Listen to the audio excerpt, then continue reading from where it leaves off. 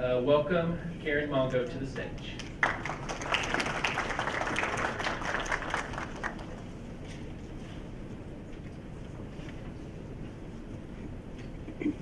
Hello, everybody. Thank you. I know it's Friday afternoon, and I'm looking at my clock here because I want to be conscious of time.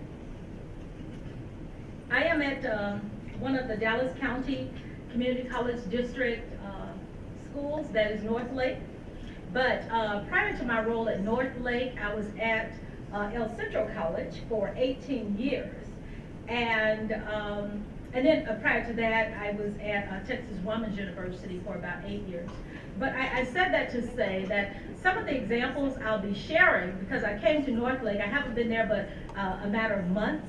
So much of the examples in terms of hard examples that you'll see will come from my previous institution, which is El Centro College. Although I do have some work from North Lake that, depending on how time goes, we might be able to take a little look at it, but especially when it comes to how to respond to a standard. And I was asked specifically to talk about 8.2a, and so what you see is what I was asked to talk about. So it's a pretty narrow focus, but looking at the assessment of student learning, obviously for this conference, but how do we actually write a standard? How do we go about writing a standard that is compliant and demonstrating evidence that is compliant? So based on that, I have 3 goals that I try to tie this to. One, in order to look at how do I get to a standard and have it compliant, we have to review what we call the anatomy of the SACSCOC standard. We want to identify specifically the reporting requirements and expectations, and then we want to highlight what we want to be sure to include in a narrative. I would go on to say that everything that I'm referencing is really directly from SACSCOC. It's going to be either from the principles of accreditation or from the handbook for institutions seeking reaffirmation.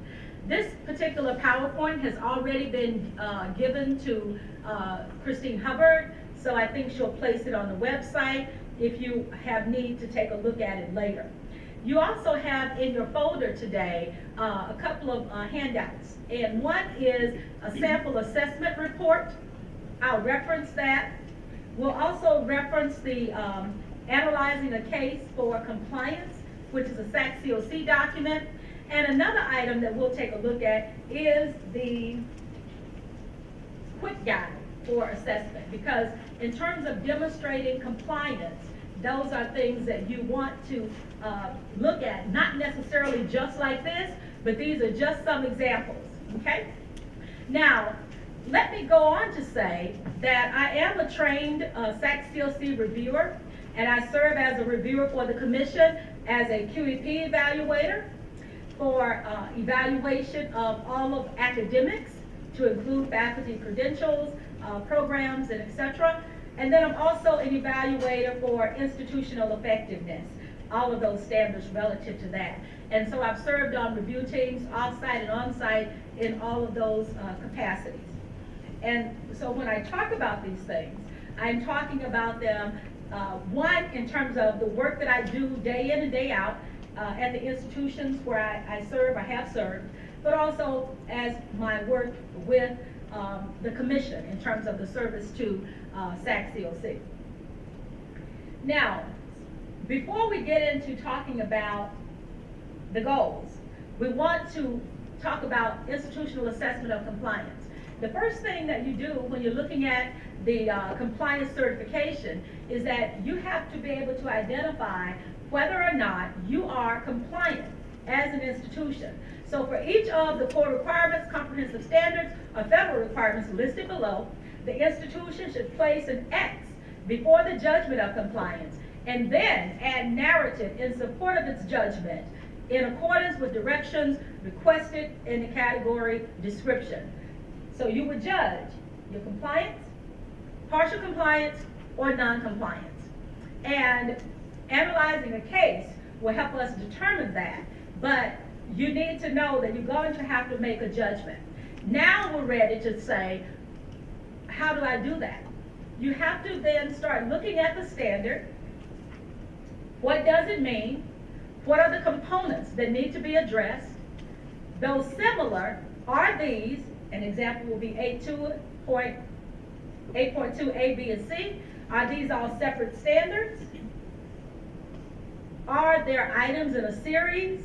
And are there compound or multiple modifiers? And not undressing the standard in this way might be one reason we might find ourselves non-compliant.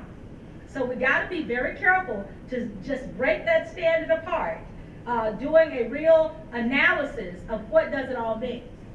Looking at this particular standard, 8.2A, it reads, and the highlighting is on purpose, the institution identifies expected outcomes, assesses the extent to which it achieves these outcomes, and provides evidence of seeking improvement based on the analysis of the results for student learning outcomes for each of its educational programs. Now, so identifies expected outcomes. That's one thing that you have to show. Assesses the extent to which it achieves it. That's the second thing you have to show. Provides evidence of seeking improvement. That's the third thing. But even within providing evidence of seeking improvement, we have subcategories, right? Based on the analysis of the results. So we have to show these are the results. We've analyzed those results, and we're seeking improvement based on that, and that these are really student learning outcomes. I've sat in, I think it was Marlon's session earlier, and he mentioned, or it was either him or Tremaine, I don't know, but someone mentioned program outcomes, and how program outcomes might be very different from student learning outcomes. They also mentioned something like other areas that you were assessing, like program review, and all the different things that we look at when we do program review. But that's not the same as student learning outcomes. And we want to be very careful because this standard is really about student learning. We already know that in higher ed, we're constantly assessing all kinds of things all the time, right? But we want to make sure that when we are talking about this standard, we are focusing specifically on student learning, okay? Now, some of you may work in programs where you have programmatic accreditation, and you may have some program level outcomes that are not specifically related to student learning, right? And although you have to meet those outcomes and you have to document those outcomes, that's not going to work for this standard, all right? And so we talk a little bit later about some of the challenges with this standard, but we want to make sure that we're paying very much attention to what it's asking us to demonstrate. And finally, it says for each of its educational programs, okay? And then we'll talk about, well, what's an educational program, right? And do we really have to show assessment for each of those? We'll talk about that in a moment. This particular diagram comes directly from the SACSCOC Principles of Accreditation. It's not mine. But I asked this question, and people ask, well, why do we have what's on the left? The items on the left, one, identify expected outcomes, assess achievement of outcomes, use of results for improvement. 1, 3, and 5, that's directly from the standard. But what they realize is that you can't do 1, 3, and 5 without looking at 2, 4, and then ultimately 6, right? So on the one hand, we're going to identify expected outcomes. But then when you do that, you got to go back and think, okay, how would I then, because you say assess achievement of outcomes, but in 2, you got to be sure that you have appropriate ways to measure these outcomes. And I know that many of our colleges, we have assessment people, we have folks that partner with faculty to make sure that assessments are reasonable and that they're appropriate. And this is the reason why. If we have an assessment and we say that we're assessing this, but then what we're using to measure that doesn't really give us that information, then we're not being successful in demonstrating compliance here. So you want to make sure that you looked at appropriate ways to measure. I'll tell you something that's really kind of funny, but not. What you'll find is that I'm very honest. And I don't know if Allison, she used to be at El Centro College. She's with Tarrant County District now. And she might remember this, she might not. But when we started the assessment committee back at El Centro College back in 2007-8, I was the faculty co-chair for that particular committee. And Allison was a member. We had a program coordinator for English who wanted to document assessment of writing, and this is when we had to submit assessment of the core in 2010 to the state. Anybody remember having to submit that to the THECB? And so what she submitted was a survey for English 1301 and 1302. It was a survey given to students about their perception of writing. It's funny, but not, right? So the question is that appropriate way to measure the outcome? If you look at the learning outcomes for English 1301, 1302, given a survey. So we have to really make sure that whatever we set up, that we're being earnest in ways to say, yes, this absolutely does measure what I'm saying it measures, right? So once you do the assessment, you want to analyze what the results mean. I know that many institutions now have various ways of looking at the data, but what do the results mean? And then how do you use those results to make improvement? Then you want to go back and make sure you repeat that. Why is the repeat important? Because when it comes to any of the IE standards, we have to show that what we're doing is systematic and that it's ongoing. So if we do it once and don't repeat it, it's going to be difficult to show, right, that it's ongoing. And it's not just a one-time episode to say, okay, SACS, I did it, right? Now, some people ask, well, how many years of data do I really need to show in order to satisfy SACSCOC? We used to hear 3. You want to show 3 good years because 3 shows a cycle, it shows that you're doing it. I've actually served on review committees that have accepted 2, okay? Now, do not do what I'm saying. I'm not saying you should do 2 or 3, but I'm saying as long as you're able to show that you have a system in place, that you're following your system, you're executing that, and you're repeating that, and is it a cycle, okay? But you can't do 1. I haven't seen, for learning outcomes, I have not seen 1 year accepted. So you do have to have a minimum of 2 years, but 3 is often the standard. Most people try to do 3 to err on the side of caution. What are the SACSCOC reporting expectations? And again, this is directly from the resource manual. You want to identify outcomes for each academic program. Now, what is an academic program? Is it a credential? And that means that, for example, I'll use our institution. We have the accounting AAS, but we also have the accounting clerk, level 1 certificate. We also have the accounting assistant, level 1 certificate.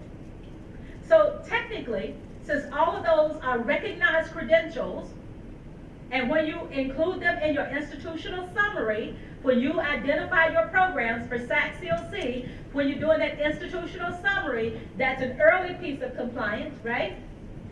It's there. That means that you need to have outcomes for that program. So on the one hand, the AAS, you may have more outcomes, clearly, and you can argue this easily, and it generally will work, okay? Your level 1 and level 2 certificates might feed into your AAS degrees. You want to talk about those stackable credentials, you want to present it in such a way. So you're not making the work harder. So I would always encourage our folks, for these level 1 certificates, unless there's some programmatic or institutional industry type reason, you might have just 3 or 4 learning outcomes. And that would be acceptable. But for a level 2, again, you might have 3 or 4 or 4 to 5. But for a program level, you probably want at least 5 or 6 learning outcomes. And if you can roll those in, it'll be easier for you to be able to demonstrate compliance with all of your programs. Now, that's not the same thing as saying, do I have to show? If we have 87 programs, when I submit that compliance certification, do I have to send in assessment for 3 years for 87 programs? Not necessarily. And you can still demonstrate compliance without having done that, okay? But you want to make sure that for all of those programs that you do have outcomes, that they are identified. You want to demonstrate that you have an ongoing planning and assessment process. Now, how you do that and what that looks like is not necessarily right or wrong. It's an institutional choice. Some institutions have quick guides, some of them have toolkits, some of them have assessment manuals, and all of these kinds of things. But whatever that looks like for your institution, you want to have some way where you've documented, this is our planning and assessment process for institution A, okay? The SLOs, they must specify what students will think, know, or do. And it's easier for us to do that right now, particularly here in Texas, because we have the ACGM. If we are on the academic instructional side, we also have the WECM if we're on the CTE workforce side. So it's really not the nightmare that some of us had back in 2007 and 2008 before we started to have those outcomes, and we had to actually work on writing outcomes for each of our courses and programs at our institutions. But it's real easy now. But we want to make sure that we do have SLOs. Assessment methods are appropriate and consistent over time. Again, you want to make sure that it's ongoing and that you're doing it. And there's no rule that you must assess every single semester or what have you. But you do have to have a process in place that you've clarified, that you've articulated, and you have to demonstrate that you're doing it. Now, clearly, you don't want to take that and go way in the other field and say, oh, well, we do it every 3 years. Then if it's just once every 3 years, you're a community college, guess what? You got students who might come through and never get assessed. That's not a rationale that you're going to be able to meet any type of approval with. So even though it does not have to be every single semester, you have some flexibility there in terms of how you do it. I will share with you how we've done it. Assessment methods are appropriate, consistent over time. Results are shared widely and affirm that the institution is achieving its mission. With every SACSCOC standard, it's going to always go back to, okay, how you're achieving your mission. If it's finances, how are you using that to achieve your mission, right? If it's student support services, helping you achieve your mission. So even with assessment of learning and how that helps us achieve our mission, we want to be able to make sure that our results tie back to that. And results will influence decisions about curricular and programmatic revisions. And what I always try to do is encourage our folks to make sure that when you go through the curriculum review process, make sure you're bringing in, what did your student learning assessment say? What are you finding out? And when I was at El Centro, we had so many technical programs.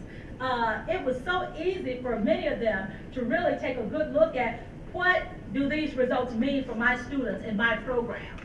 And they were able to really make some sound curriculum changes. For example, college algebra has long been kind of the standard for math in the core and for most students in most programs. But when you have a lot of technical programs, and again, Allison, I'm not picking on you, but she could probably identify with this.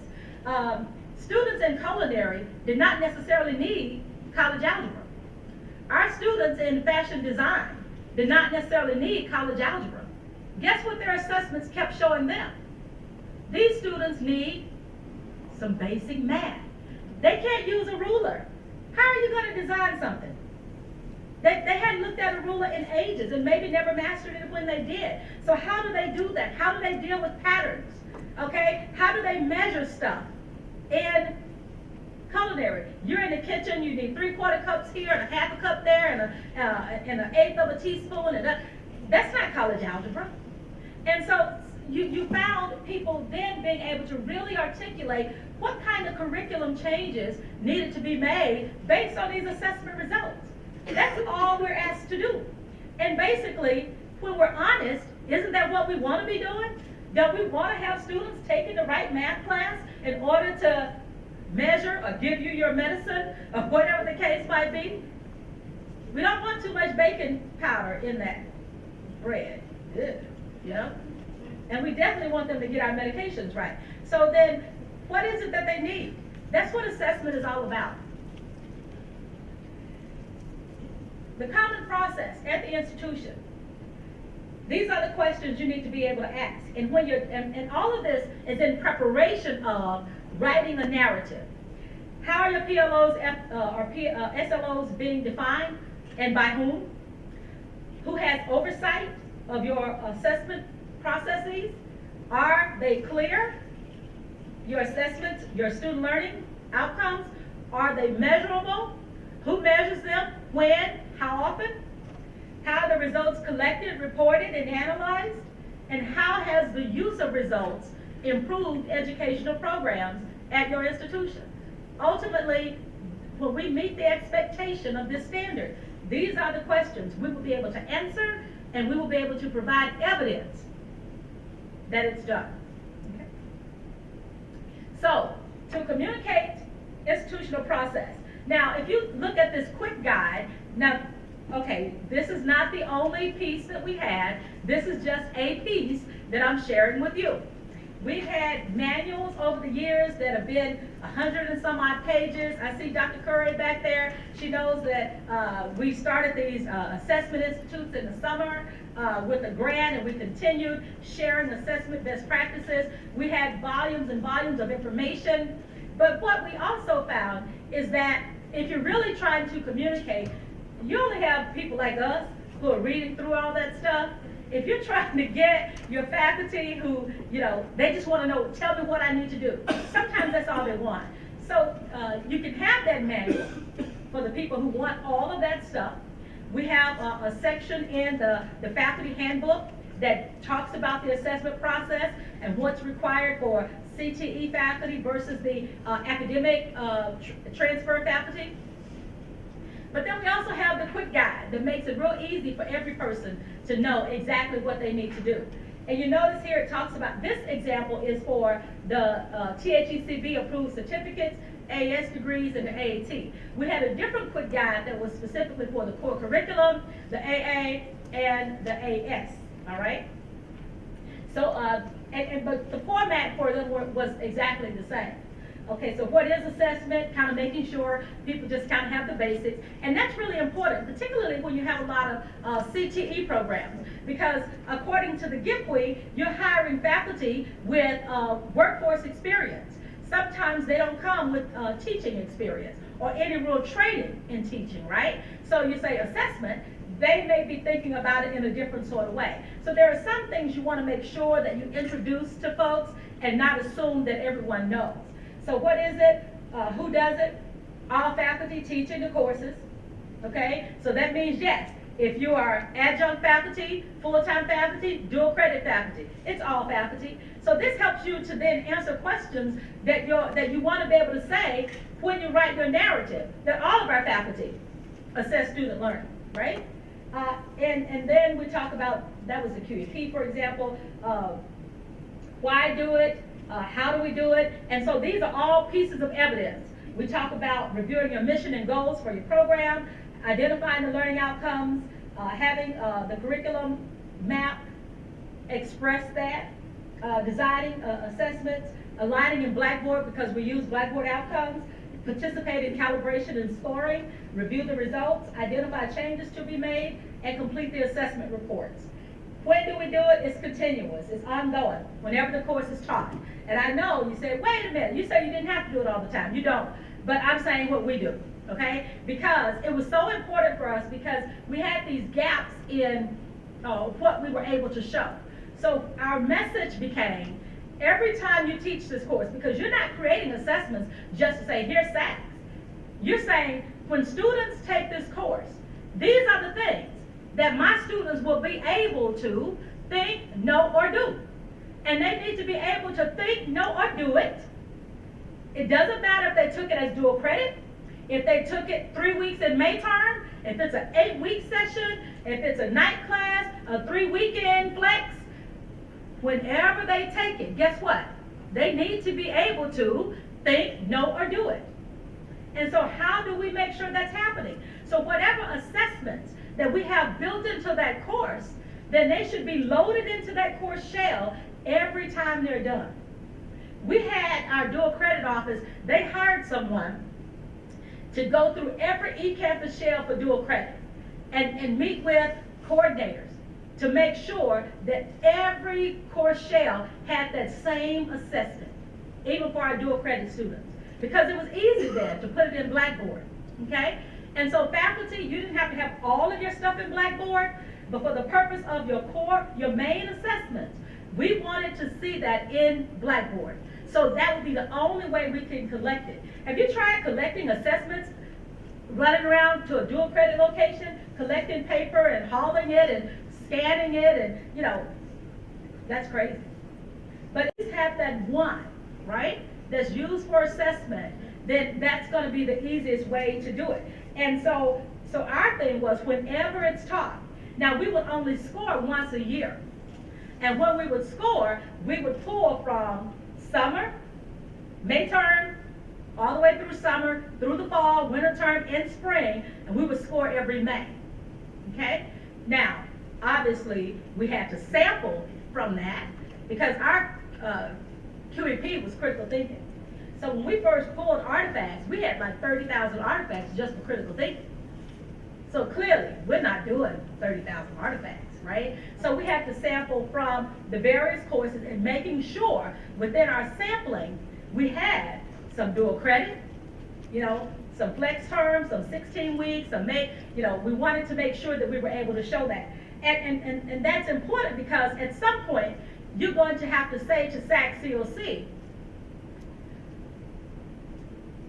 that your assessments, your learning, your student learning, the expectations are the same. When you get to distance learning, because we'll talk about that briefly in a little bit, that's one of the standards that's cross-referenced with this standard. If you notice with SACSCOC, if you look at the principles of accreditation, oftentimes at the end of that standard, they'll have some other standards with which this particular standard may be crosswalked. So then the question is, if you only talk about assessment and you don't say anything about distance learning, you're gonna fail because you didn't address it. It's crosswalk with that standard.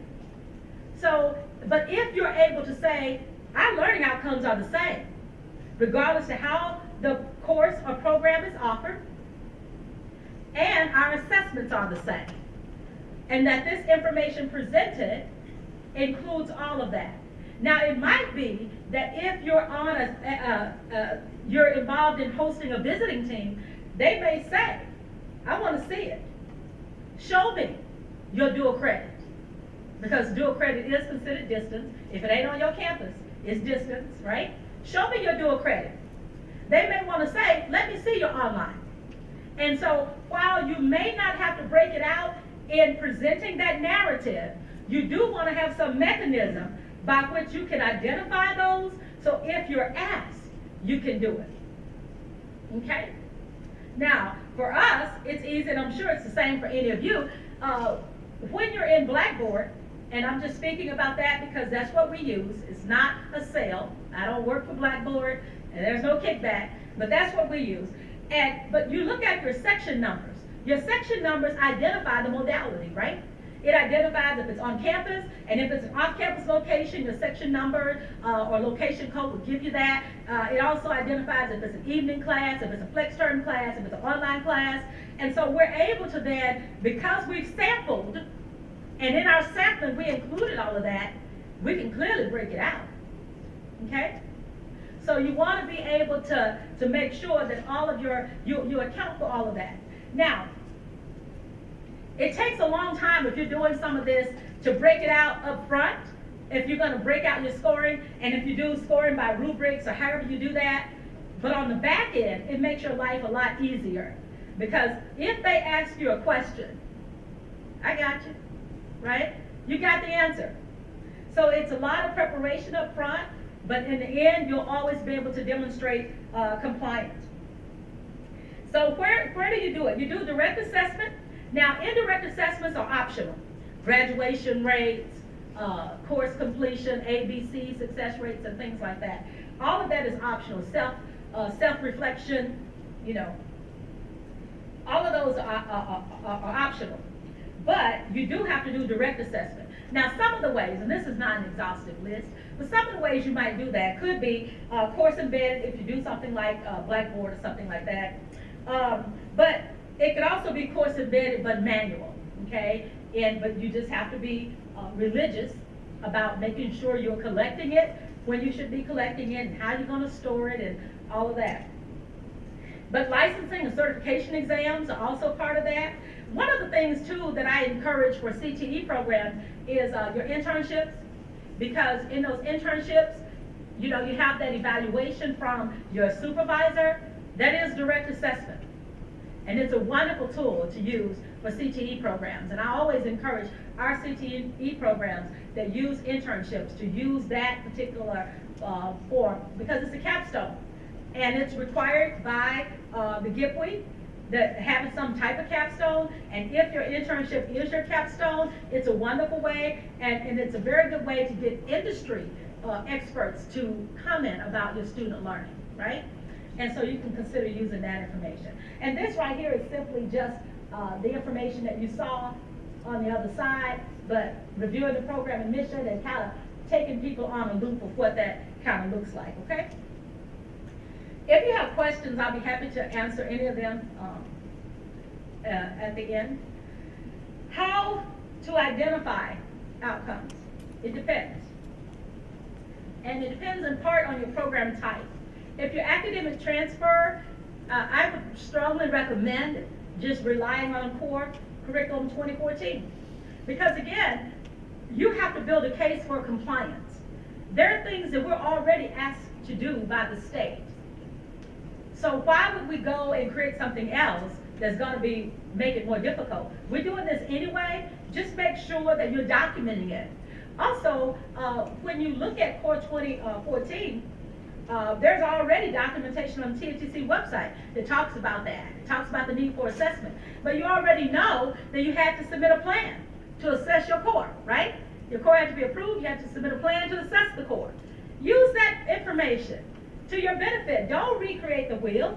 Go back and pull that information up. Make sure it's documented. Make sure it's clear and easy to read, and use that. I always reference the ACGM. When we talk about learning outcomes, particularly all of our core classes, Gen Ed, they have learning outcomes. We've agreed upon these as a state. If you have programmatic accreditors, sub-transfer courses or programs do have programmatic accreditors, or articulation agreements where there's learning that's tied to that, then you want to be able to document that. With your CTE and workforce programs, if you have programmatic accreditors, a lot of times your learning outcomes are already identified for you. But be careful. Sometimes the program outcomes are really program outcomes and not learning outcomes. So you want to be careful to tease out the learning outcomes, right? Because, you know, for example, you got to graduate, you got to have a certain number of students pass the test and all that jazz. Well, those are program outcomes. Those are not learning outcomes, okay? So you want to make sure that you tease that kind of thing out, okay? Licensing and certification requirements, those are good evidence of learning outcomes and what you need to be teaching towards. Use the WECM. I remember, it's another story, I think it's kind of funny. When we started this assessment stuff years ago, and some of our faculty were struggling to write learning outcomes. And as a co-chair, faculty co-chair of this committee, my vice president called me in and he said, Karen, I have a lot of faculty coming to me telling me that they can't do it. I'm like, can't do what? They don't know what you're talking about. Learning outcomes, they can't write these learning outcomes. And I looked at him, and I kind of laughed, and then I said, you know what? It's a pattern. You know, you start this stuff like in preschool and you advance in kindergarten, elementary school. It's a pattern. It's circle, circle, square, circle, circle, square. I said, to write a learning outcome, you take the word, the infinitive, to, you pick a verb off of Bloom's taxonomy, right? Create, design, write, explain, identify, demonstrate. Pick one, right? And then the object of that is going to be content that you pay these people to say they're experts in. Now, if they can't do that, doctor, I ain't your problem. It ain't me, you know? And he just fell out laughing, but I'm like, dude, it really ain't that hard. But I think, in all seriousness, we have to laugh at ourselves sometimes, right? But in all seriousness, I think that when people see assessment, they kind of go, you know, and sometimes anything that's new to them, oh, I gotta comply, oh, SACS, oh, you know, and they just kind of panic. Relax for a minute, and let's just take this slow. It's two. Pick a verb, and this other stuff that you're paid to know. That's all. And you do another one. It's really that simple, right? But if you're struggling, go to the WECM. They have those end of course outcomes. Those are student learning outcomes, right? They say, this is what, when students complete this is what they need to know. Okay, go to the WECM. Also make use of the GIPWE, because to me, the GIPWE is almost the Bible for CTE programs. Don't ignore those resources. And then, of course, the ACGM. So all of those things can be used to help you identify your outcomes. And particularly, the GIPWE talks about the role, the program, the attributes of a program. It also talks about your advisory committees that you should be using. Take advantage of those, because they help you, too, with your learning outcomes. And also making sure that you're keeping up with industry requirements and industry standards. You want to be able to prove that to them.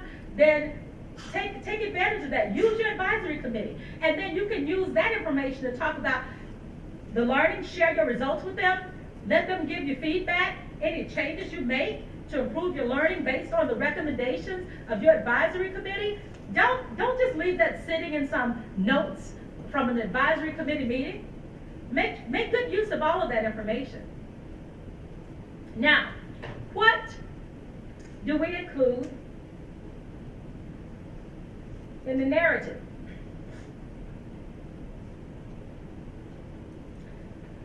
Evidence of program-specific SLOs.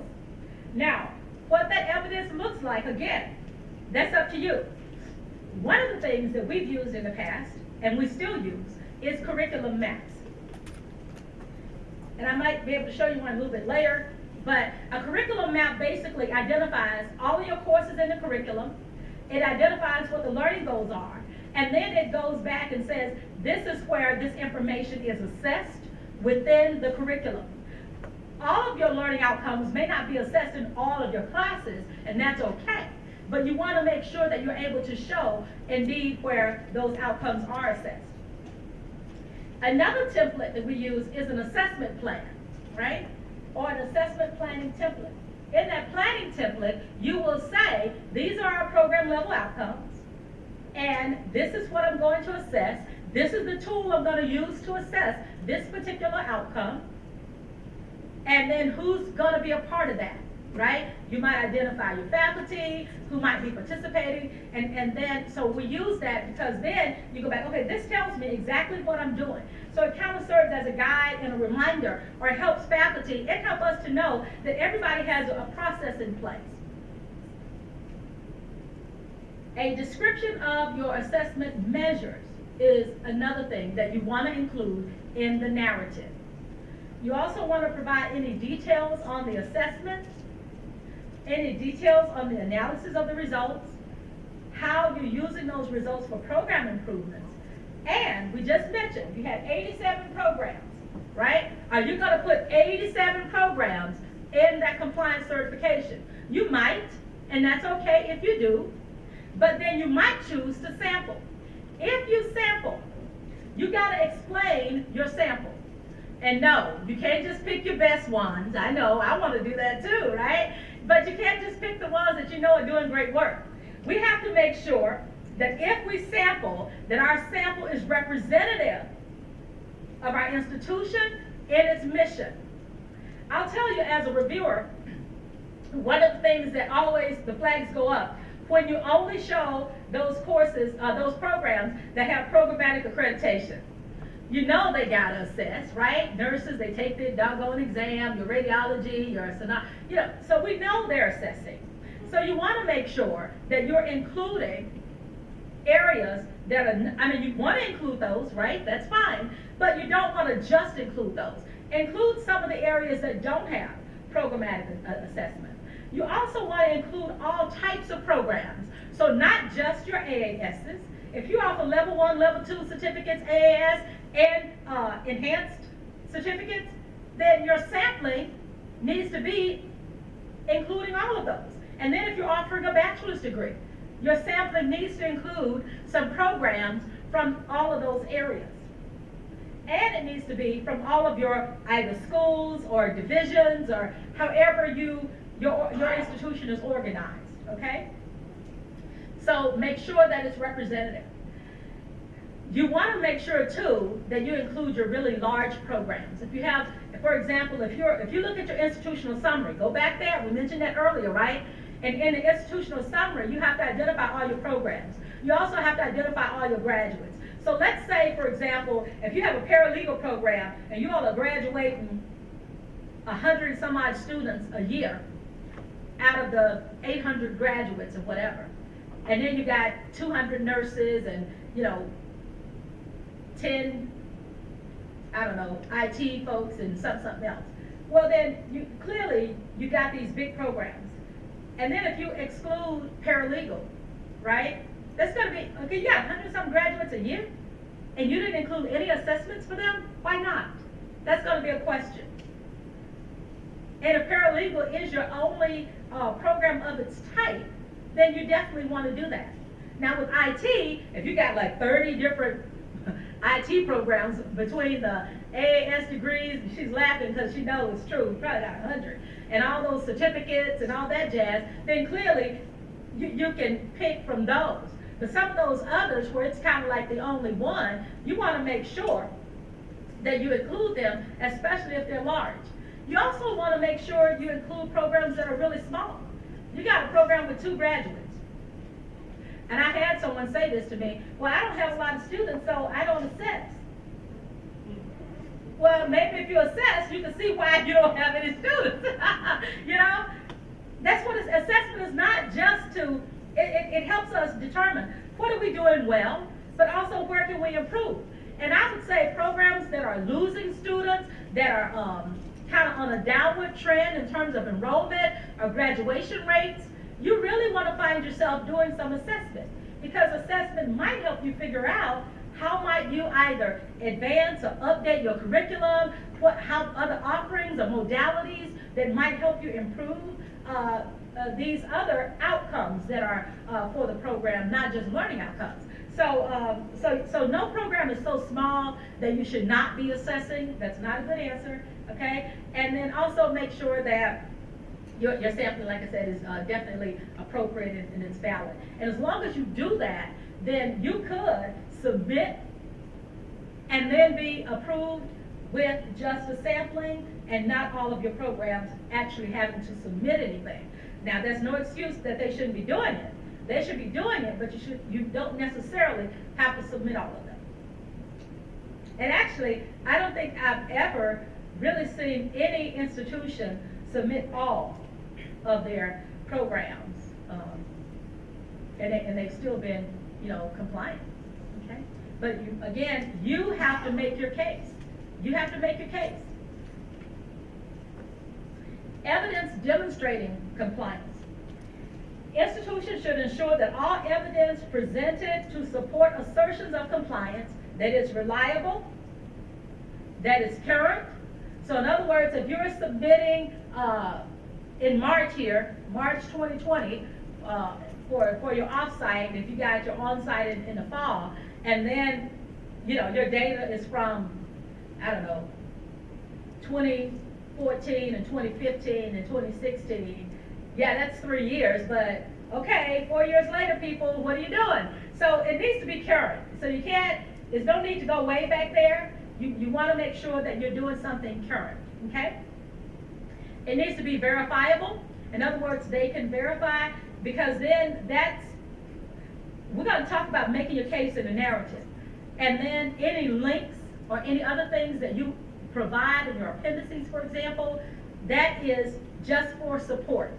Your case in the narrative needs to be so strong that they're only looking at the other items just to confirm what you said. They should not have to hunt down a bunch of links, going through a bunch of pages in the appendix to try to figure out if you're compliant. That's the best way to probably make sure you're not going to be compliant. Make your case clear in the narrative, and they're only looking to confirm what you have clearly articulated, okay? It needs to be coherent. Again, you don't want to be all over the place with this information. Make sure it's coherent. I was leading the compliance certification, and one of my coworkers, who became a good friend, ultimately told me while we were still in the thick of it, you know what? I feel bad because everything I turn into you, you mark it up with a bunch of red ink. And I know how to write. And I know. and so I said, okay, thank you for telling me that. I said, but this is the thing. You need to stick to the point. They don't care about all this other stuff. Answer the question. But this person was used to a previous time where, you know, you throw everything in but the kitchen sink, and hopefully you hit something. Nah, you're just going to piss off the reviewer. No, land. Let's land. We're not throwing it all in there. We're going to get to the point. We're going to make it clear. That's it.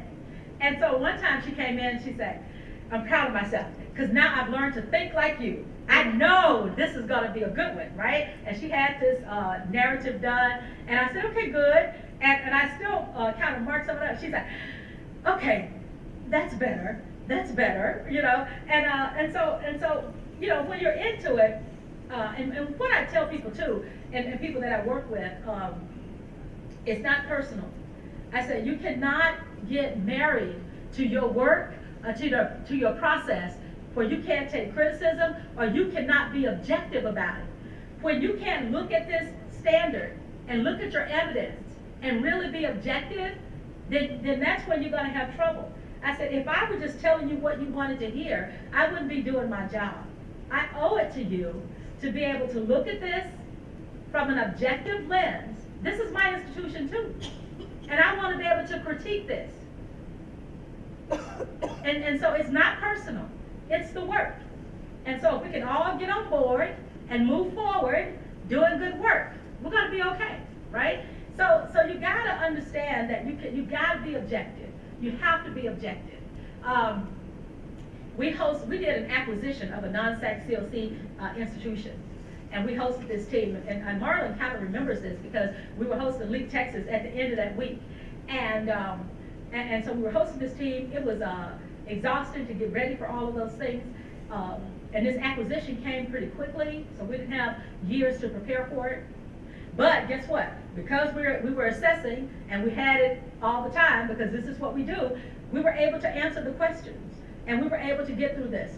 But when the on-site team came, because this is the thing, when you really have your processes in place and you try to live that, you can get through this with no recommendations. Our on-site team came and they left early, no recommendations. And so you don't have to get recommendations, but again, if you're wearing it on your sleeve and you're taking it all personally, you can't do that. You have to step back and take a look at this, and then you'll be able to move the work forward. It's not difficult, but it does require that you look at the details and that you're objective, okay? Make sure that what you provide is relevant and make sure it's representative. So, analyzing a case for compliance, you have that document. And we mentioned early on that you have to be able to check compliance, partial compliance, or non-compliance. So when a reviewer, this is part of the training. When you're trained to be a reviewer, part of what they tell you is you look at the narrative, and these are the components that need to be represented, okay? And so with the narrative includes a statement of the institution's perception of its compliance with the requirement that addresses each of the components of the requirement. And that's why you break it apart. And when you get to the point of writing it, you want to use that same language in your headings. Because again, you don't want a reviewer hunting around trying to figure out, well, where are the outcomes identified? Well, where's the process? Well, where's the... Use that as you break that standard out. And the narrative provides a clear and concise statement of the reason for the assertion. Evidence. The evidence provided is succinct, the same thing we just mentioned here, okay? And then the evidence-based analysis addresses all aspects of the requirement. Sometimes people are non-compliant because they don't address the whole standard. They address part of it, okay? And so then you want to make sure that you've done that and that it is indeed coherent, okay? So now we're talking about writing the narrative. Use the language and the headings directly from the standard. So if you look at 8.2a, which I was asked to talk about today, you want a statement of compliance or not. You want to describe your institutional process, and you want to provide evidence that that process is followed. Again, the case is made by the institution in the narrative. Links and appendices are for evidence for the case already made. And do not simply refer reviewers to a bunch of files. Okay? We look at our assessment plans in the back, we have a process in place, it's self-explanatory. No, don't refer them to a bunch of files. Explain it, make it clear, and the files are evidence of what you've already articulated. Now, that doesn't mean that your narrative now has to be extremely long. That's not what that means, okay? It can be long, but some narratives are really short, okay? But you want to make sure more than anything, you got the evidence. Now, this is a statement of compliance, an example of one that I've used.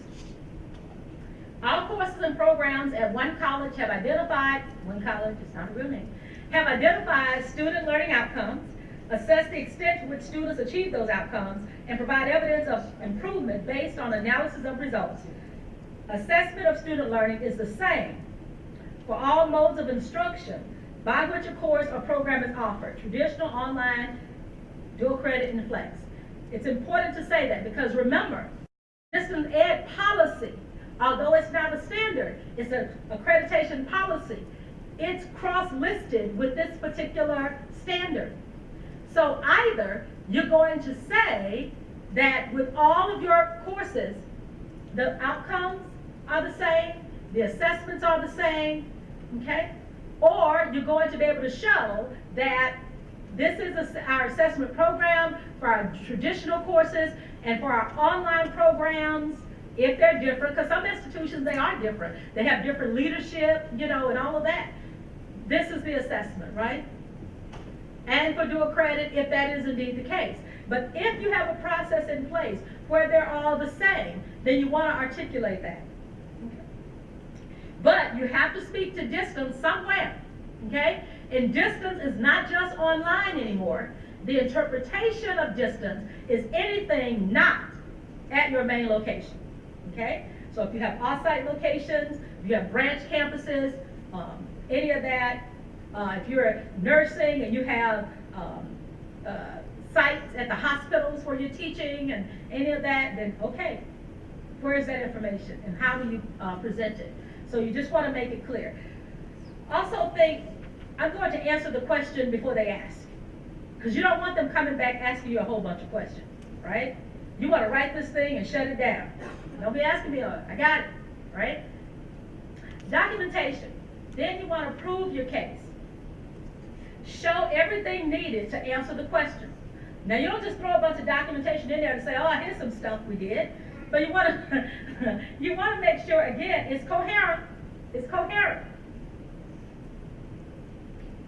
So whatever you show, you want to show that you've identified expected outcomes, that they're assessed, and that you're providing some evidence that you're seeking improvement based on those things that we've already mentioned.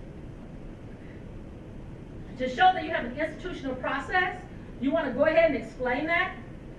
Part of what I've written here is the compliance office provides direction and oversight for the assessment process. So in other words, they know that somebody's responsible. It has the responsibility of assuring that outcomes, assessments, and the user results are documented and archived. The assessment process is the same for all programs and for all sections of course. Each program annually submits a curriculum map, an assessment plan, and an assessment report to the compliance office. The curriculum maps demonstrate that the program level learning outcomes are identified, taught, and they indicate the level of instruction, so on and so forth. The assessment plan outlines so-and-so, it explains that, okay? And it shows the program level outcomes and where in the program they're assessed.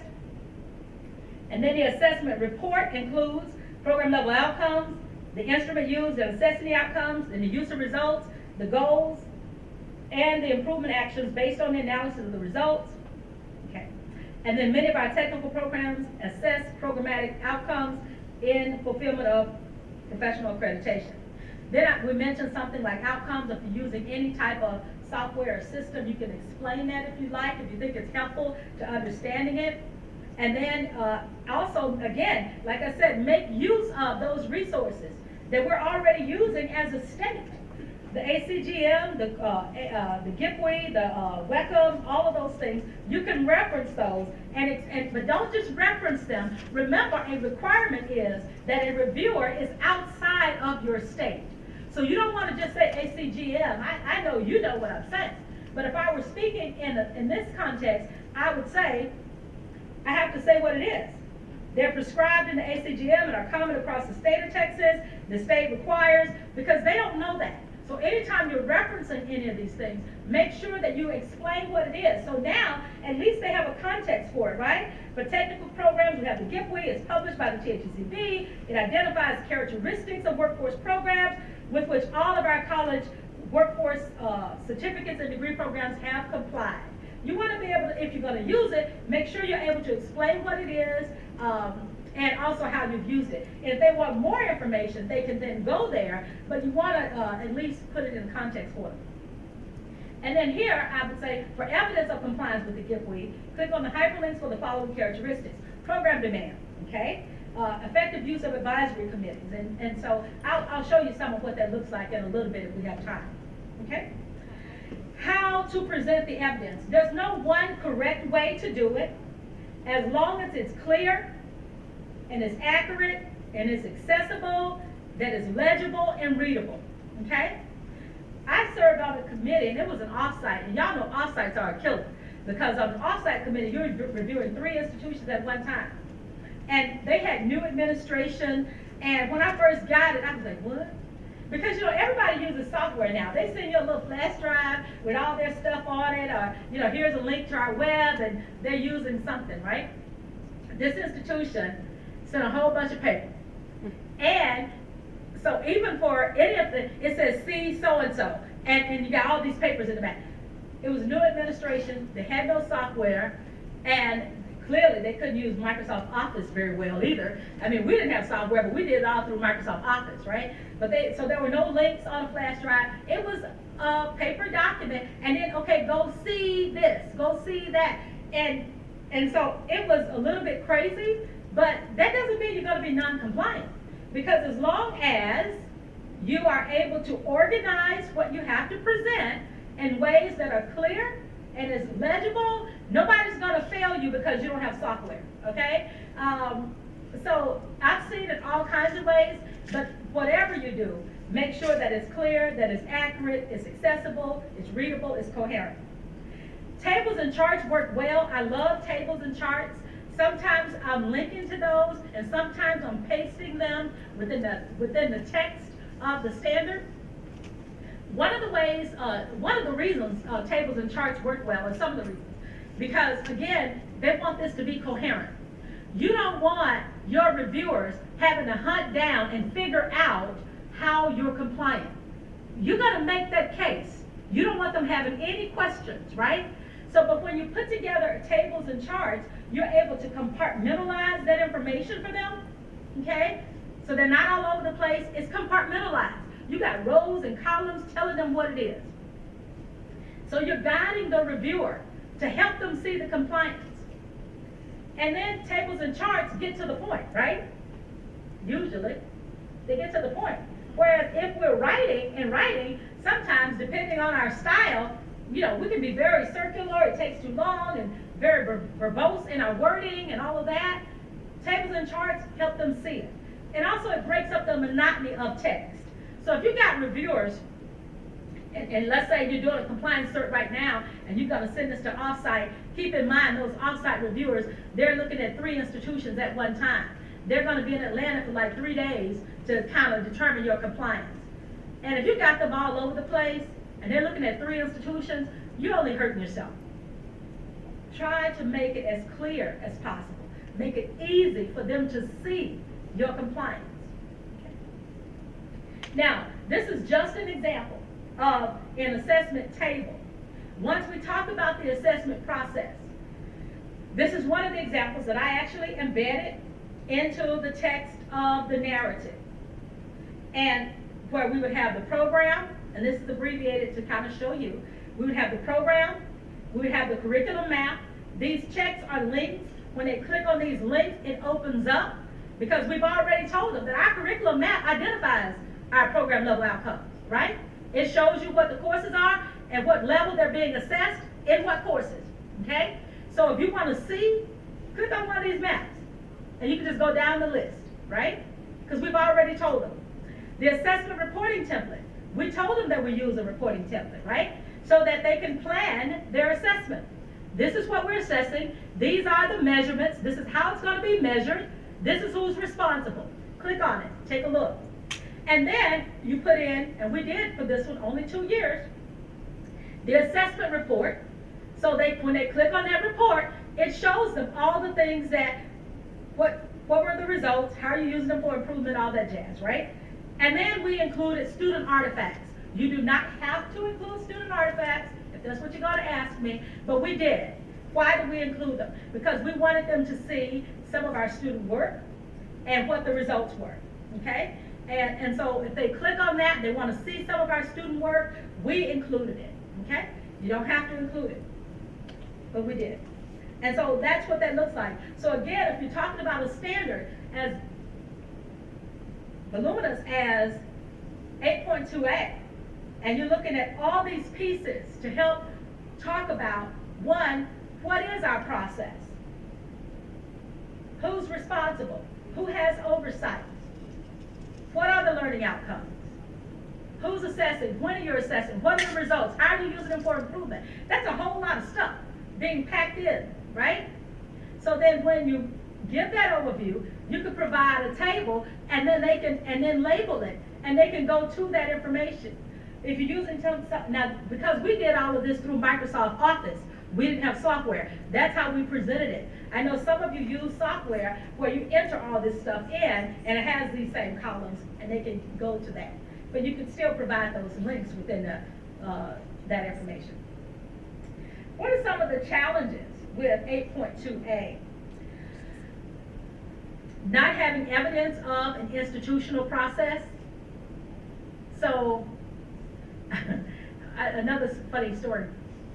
When we were doing assessment and we were on paper and we were collecting, and the coordinators were supposed to submit their information in their artifacts with their assessment reports. I had one coordinator tell me she wasn't going to do that. And I said, well, I need you to do it.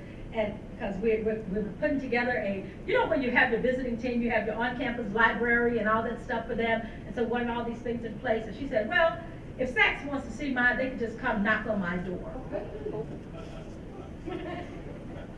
Well, SACS does not go around knocking on people's doors from faculty member to faculty member. This is the process that we're using, and you're going to give it to me, or you're going to need to meet with our VP and president and tell them why. But this is what we're using. They will not be knocking on your door. And she mumbled and grumbled, but ultimately she did go ahead and give it to us. But so sometimes you do have, but because I said this is not your process, this is the institutional process. So you don't have a right to withhold that information. This is bigger than you, it's bigger than me, and we need this information to complete our puzzle, right? Your piece of that puzzle, we need it, let's have it. And so, she kind of got over the fact that, oh, I have to give up my stuff. Because sometimes people are territorial about it, like, no, it's mine. We need your information. Try to share, be collegial. But you want to show that it's an institutional process. If you're not able to show that, you're going to have a little trouble. Not having evidence that is ongoing or that is systematic. In other words, you got a year, a half a year, or something like that. So you want to show that it's ongoing and systematic. But the biggest reason, I think, and what I've seen with is not just people are not doing it or they don't have enough years. It's that use of results column, right? I've seen it where people just kind of copy and paste from year to year. Or they'll say something like, we're going to look at the results and make some improvements. No, that's not how you use the results. Yeah, look at them and then tell us what the improvements are. How did you use them to make an improvement? Don't tell us you're going to look at them and make improvements. Tell us you looked at them. So what did you do? Because you looked at them, right? So it's the use of results that kind of get people. And then, or they'll say, well, our goals are met. We don't need to make any changes. No changes needed. No changes needed. So the question is, if your goals are met, then is there any room for improvement? Is there anything you need to do or should consider for the purpose of student learning? Okay, now it's your turn. Yeah. What can you do? You made your goals. Is that your use of results? Goals are met, no changes? No changes needed? Change your target, right? Advance your assessments, okay? Particularly take it up a higher level, Look at things like that. Mm-hmm. You can change your measurement, improve it, Because even if they're industry standards and you have some internal measures, you can have some measurements that are exceeding that. So guess what? By the time your students sit for some exam outside of the institution, a nursing exam or radiologic or whatever it might be, they're going to really be able to do well. Why? Because you have some institutional standards that you've been raising because your assessment results have been so high. So the answer is not really, we don't need to do anything, our students are fine, okay? Those are some of the resources that are used. And again, I sent this to Christine Hubbard already, and so you guys will have access to it. I guess right now, I'll take some questions, but I also want to probably show you something real quick here. Can I pull up my...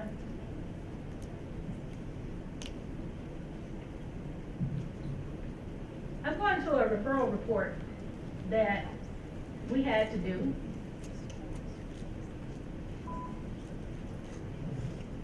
Now, sometimes this is to show how do you make your case in a narrative.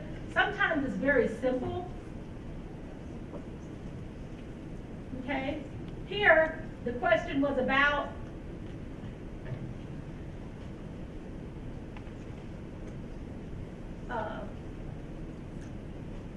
the reviewer had a question. It was 6.2b, which is not relative to what we're talking about, but I didn't have a convenient standard with that one because I'm at this institution, I didn't have to respond to that. But for each of its educational programs, the institution employs a sufficient number of full-time faculty to ensure curriculum and program quality, integrity, and review. And so what the off-site committee wrote was, the institution indicated that a full-time instructor's workload shall include teaching assignment, blah, blah, blah, but there was not, however, any information presented to indicate the number of credit hours that full-time faculty are delivering as compared to board policy DJ local. And data were not disaggregated by program in instructional programs other than CTE. Well, what the college had done was it took the definition, and so we say that Norfolk College is in compliance with this standard and provides summary information in response to the reviewer's comments about compliance with board policy DJ local regarding faculty workload, which is disaggregated as requested. So we talk about the policy, and it's just a link to what the policy is. And then the disaggregated data, we did it over 2 years. But what had happened is that our college took a traditional approach to programming, if it's a credential, and did not break out the academic transfer by discipline. And that's what they wanted to see. Okay, so on the CTE, you had the programs, but on academic transfer, you had AA, AS, and AAT. And they said, so that was the issue. They wanted to see it by discipline. And so then we referenced the policy, the expectations, and basically that was it. If you look at it being broken out, you can see where we clearly link to that as examples and provide them with what they needed, and we were absolutely compliant thereafter. So sometimes you just want to answer what they ask. So notice they only ask about AA, AS, and AAT in the response. I was very careful to say why I'm answering these questions. I wasn't going to give you any more information about CTE because you said we already did that. So I'm going to give you these disciplines that you asked about. So you want to be clear to articulate that. So help yourself by making sure you're answering the questions that they're asking and that you're responding very specifically and that you simply reference what you have to. So in this one, we only reference one board policy, and we did links to 4 semesters showing workload in those disciplines as opposed to just programs, right? The academic transfer disciplines, and we were found to be compliant. So that's the evidence. Sometimes what you have to present as evidence is going to be a whole lot of stuff. Sometimes what you have to share is going to be very brief and not a whole lot. But either way, you want to make sure that you're presenting exactly what you need. Okay, any questions?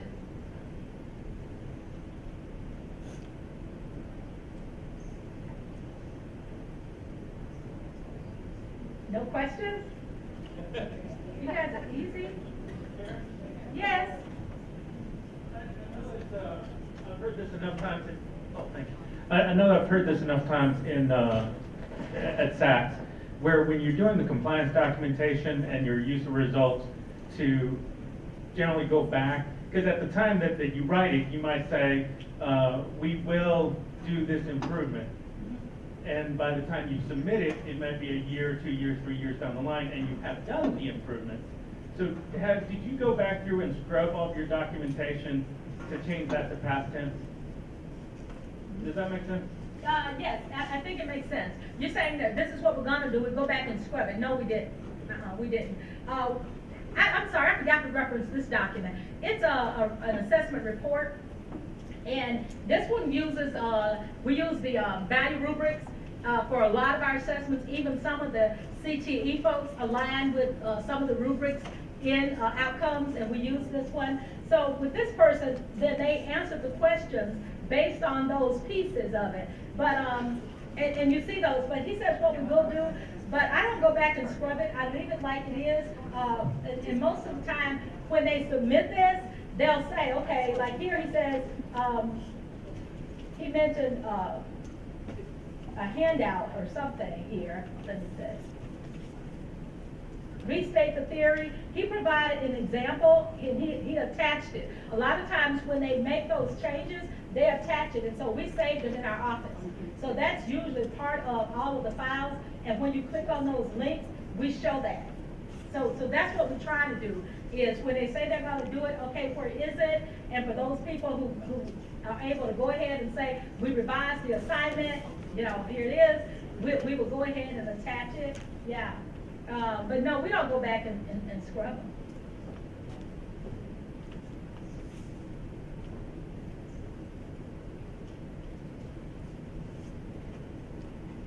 That's it? No questions?